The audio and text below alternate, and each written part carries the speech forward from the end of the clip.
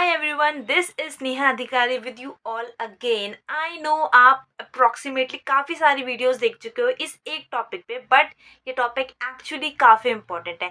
So right here we are discussing about the new guidelines, the new rules of UGC, that is the new notifications. So ज़्यादा time ना लेते हुए इस notification को फटाफट से एक बार समझने की कोशिश करते हैं. सो बेसिकली अभी तक का क्राइटेरिया ये था कि if you want to pursue PhD then simple सा आपके पास JRF होना चाहिए. ठीक है ना, ईदर बाय यूजीसी नेट और द CSIR NET depending upon your subject. But अब बेसिकली फ्रॉम जून 2024 दिस, अब जो अपकमिंग हमारा नेट का पेपर आने वाला है, उसके बाद से आपके पास 3 कैटेगरीज होंगी. चाहे आपका JRF निकला हो, मतलब JRF plus LS category 1, category 2 only LS that is your net clear, category 3 ना LS ना JRF. सो बेसिकली ये तीनों अप्लाई कर सकते हैं किसी भी PhD पोजीशंस में, बट इन तीनों के थोड़ा सा सिलेक्शन प्रोसीजर अलग रहेंगे. अगर आपका JRF निकला है तो आपको जस्ट जाना है, फिलअप करना है फॉर्म, इंटरव्यू देना है, दैट्स ऑल.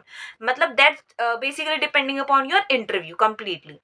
सेकेंड थिंग, अगर आपका JRF नहीं निकला, सिर्फ LS आपका निकला है, और थर्ड, ना आपका LS निकला है ना आपका JRF निकला है, इन दो कैटेगरीज को अगर PhD परस्यू करनी है तो इसका सिंपल सा प्रोसीजर ये है कि जो भी आपका नेट का स्कोर रहेगा 70% कॉन्ट्रीब्यूशन उसका रहेगा, प्लस 30% कॉन्ट्रीब्यूशन रहेगा आपके इंटरव्यू का.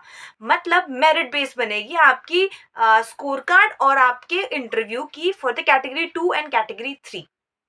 But the highlighted point is, अब जिनको PhD करनी ही करनी है उनके लिए कोई बाउंडेशन नहीं है. बिकॉज अगर आपका नेट इतना अच्छा नहीं गया या फिर आपका नहीं निकला समहाउ, बट आपको बहुत अपने इंटरव्यू में कॉन्फिडेंस है, आप वेल प्रिपेयर्ड हो, after that go ahead, no barrier. But अगर हम बात करें असिस्टेंट प्रोफेसर्स की, for that LS is compulsory. NET आपको चाहिए ही चाहिए, तभी आप एज असिस्टेंट प्रोफेसर कहीं पर भी अप्लाई कर सकते हैं. So this is the shortest way of elaborating news.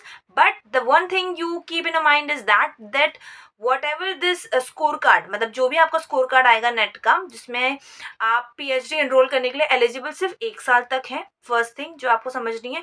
दूसरी थिंग ये कि आप परसेंटाइल भी आएगी, मतलब आपके स्कोर्स तो आएंगे, उसके साथ परसेंटाइल भी एडेड होके आएगी आपकी पूरी की पूरी नेट के स्कोर कार्ड में.